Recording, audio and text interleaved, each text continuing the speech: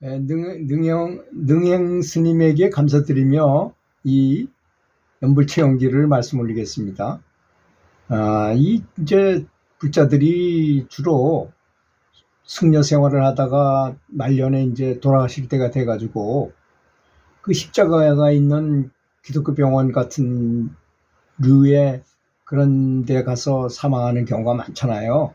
또 계속 평생을 채식을 해왔는데 그런 데 가면 고기도 그대로 주고 이런 데서 참 곤란한 점이 많은 상태로 사망하실 수밖에 없습니다. 그래서 수많은 사람들이 원력을 들여서 청주의 정토마을이라는 곳을 만들어서 그래가지고 나중에 불자들이 돌아가실 때 그쪽에 가서 그 능행 스님이 원장으로 계시는 그 병원에서 연불 하면서 스님의 법문을 들으면서 이렇게 돌아가실 수 있게 한다는 것이 참 너무나 감사한 일이죠. 그 지난 금요일에 정토마을 가서 2박 3일 연불 수행을 하고 온 불자의 그 능엄 스님께서 법문했던 체험담을 말씀드리도록 하겠습니다. 어느 할머니가 정토마을에 오셔서 3년을 계시다가 왕생하셨다는 법문은 참으로 감동적이었다고 했습니다. 제가 직접 들은 게 아닙니다. 그분이 쓴 글을 보고 제가 읽어 올리는 것입니다.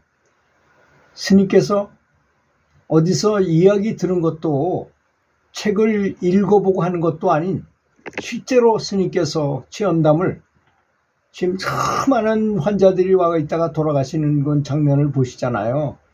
그 법문한 시간에 하시는데 정말 전설 같기도 하고 소설 같은 법문이었다고 합니다. 그리고 연불 수행을 안 하시는 분은 믿을 사람이 없을 것 같다는 그런 생각도 들었다고 합니다.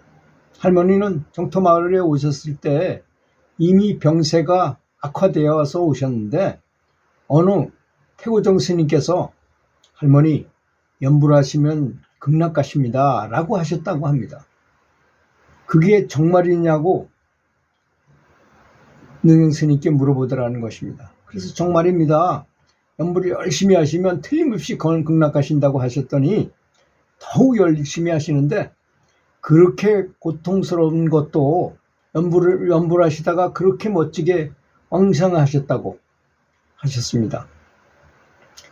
글자도 모르고 종교도 모르는데 단지 어느 스님이 남이아불탑을 연불하면 극락 가신다고 하셨다고 자나깨나 열심히 연불하셨다는데 가실 때가 되니까 몸에서 욕창이 수없이 생기고 몸은 가죽하고 뼈만 남아 있었는데 엿가락처럼 꼬이고 어떻게 악취가 많이 나는지 스님께서나 거길 들어가 보시지 들어갈 수가 없을 정도였다는 것입니다.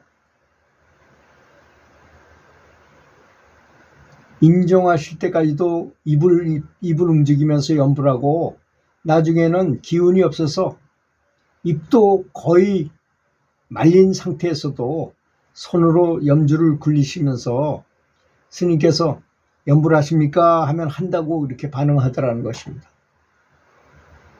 계속 스님께서는 연불하시라고 하시면서 연불 소리를 틀어놓고 왕생하시는데 그때가 새벽인데 날이 밝아오는 줄 알았는데 문을 열고 보니 어둠 속에 빛이 그렇게 환하더라는 것입니다. 상스러운 빛이 온다고 했잖아요. 그렇더라는 것입니다. 근데 더 감동은 돌아가신 지 30분 만에 그 심했던 욕창도 거짓말같이 없어지고 그렇게 비비꼬였던 몸도 반드시 펴지고 악취는 향내로 바뀌어가지고 서너 시간 동안 계속 향기가 나더라는 것입니다. 능행 스님께서는 환자들이 임종하실 때 그렇게 힘들어 하다가도 그럴 때는 환희심이 얼마나 나는지 덩실덩실 춤이라도 추고 싶은 정도로 기쁘다는 것입니다.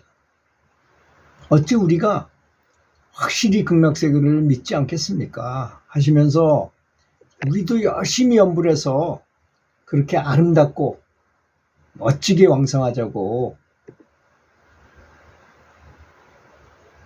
연불 수행하는 것보다 법문하는 게 더 실감이 났다고 합니다. 그렇잖아요. 직접 봤으니까, 직접 현장을 보고 매일 그런 걸 목격하시니까 그렇게 말씀하신다는 건 당연한 거죠. 첫째는 극락은 틀림없이 존재한다는 것을 의심치 말고, 둘째는 꼭 극락에 가야 되겠다는 원력을 가지고 있어야 한다는 것이고, 셋째는 어떤 경우에도 연불을 열심히 하면 그렇게 아름다운 극락 정토에 갈 수 있다고 법문을 하시는데, 환희심 그 자체가 저절로 우러나더라는 것입니다. 그러니까 우리는 사람이 이제 끝에 돌아가실 때 그 임종시에 그런 모습을 잘 볼 수가 없잖아요. 수도 없이 그런 걸 보고 계시니까 남의 아불탑을 연불을 하면 어떻게 된다는 것에 대해서 그 사례가 너무나 많으신 거죠. 그 사례를 너무나 확실하게 말씀하시니까 그 말도 제대로 못하게 이제 돌아가실 때면 이거 위에 싹 말려 들어가거든요. 그런데도 염주는 계속 굴리고 있는 걸 보면, 그래서 연불하십니까 하면 그렇다고 끄떡끄떡하거나 눈을 껌뻑껌뻑하거나 뭐 이렇게 알려. 그러면서 계속 하다가 그렇게 욕창이 뭐 진짜 냄새가 대단하고 몸도 꼬이고 정말 돌아가실 때 되면 그렇게 불편하고 힘들고 어렵지만 딱 그러다가 돌아가시는 순간이 되니까 그분이 그렇게 말씀하셨잖아요. 벌써 새벽이 됐나 하고 문을 열어보니까 바깥에는 껌껌한데 빛이 나더라는 거예요. 빛. 그분한테서 나는 빛이었죠. 그 왕생할 때 나는 빛이었다는 것입니다. 빛이 환해져가지고 날이 샌 줄 알고 문을 열어봤다는 거 아니겠습니까? 그리고 그 맡기 어려웠던 욕창 냄새, 뭐 여러 가지 냄새가 향기로 싹, 전단향 향기, 백단향 향기로 싹 바뀌어가지고 그 냄새는 정말 이 세상에는 없는 냄새예요. 기가 막힌 냄새가 납니다. 그 냄새를 맡으면서 또 얼굴은 환하게 펴지시고 몸도 아주 반듯하게 펴지고 몸도 부드러워요. 사람이 죽으면 뻣뻣하게 굳는데 연불하다 돌아가신 분은 그렇지 않습니까? 부들부들한 상태로 누가 봐도 저분은 100%, 1000% 저분은 확실히 극락왕생했다는 것이 눈에도 보이고 와서 봐도 그렇고 그렇습니다. 그럴 때 거기 수발하던 사람들이 얼마나 기분이 좋겠어요. 그런 상태로 이렇게 사망을 하게 되면 우리는 죽는 것이 무엇인지 모르기 때문에 누구나 다 죽음에 대해서 한 번 해본 사람은 없잖아요. 한 번밖에 못하는 거니까 죽음이라는 것은. 그래서 죽을 때 크게 아프다가 아주 괴로워할까 봐 걱정을 하잖아요. 근데 연불하는 사람들은 죽음에는 3단계가 있다고 여러 번 제가 말씀드렸죠.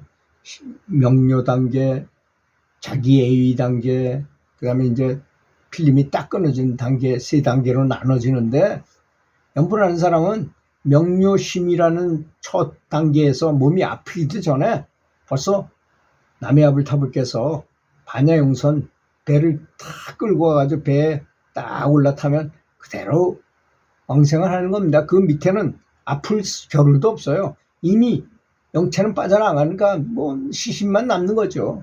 그러니까 시신이 그렇게 아름다울 수밖에 없죠. 극락으로 가게 되는 거니까. 이런 사실을 분명하게 묻고 또 항상 그렇게 체험하시는 분들은, 그러니까 이 어떤 법문을 하는 것보다도 죽을 때 그 모습에 대해서 설명해 준 법문. 그래서 이분이 정토마을의 능행 스님께서 하시는 법문을 듣고 정말 감탄했다는 거 아니겠습니까? 이야, 정말 잘해서 연불을 해야 되는 것이구나. 연불은 확실한 것이구나. 부처님께서 말씀하신 정토, 이렇게 서방 정토로 극락세계로 가야 된다는 것은 갈 때는 저런 현상이 일어나고 가게 되면 이런 아주 확실하게 볼 수 있으니까 그 보는 사람 그때 느끼는 그 감정이 얼마나 환희스럽고 기분이 좋고 그렇겠습니까? 반드시 어려운 일이 있으면 부처님께 기도를 해서 이루어 주십사 하고 기도하실 것이고, 또 자기 스스로를 위해서 살아있으면서도 생존에 해탈할 수 있게, 생존에도 극락을 여러 번 드나들 수 있을 정도, 또 항상 극락을 볼 수 있게도 될 수 있어요. 제가 아는 어떤 분은 극락을 언제든지 볼 수 있는 분도 있어요. 보고 싶으면 언제든지 볼 수 있는 분이 있어요.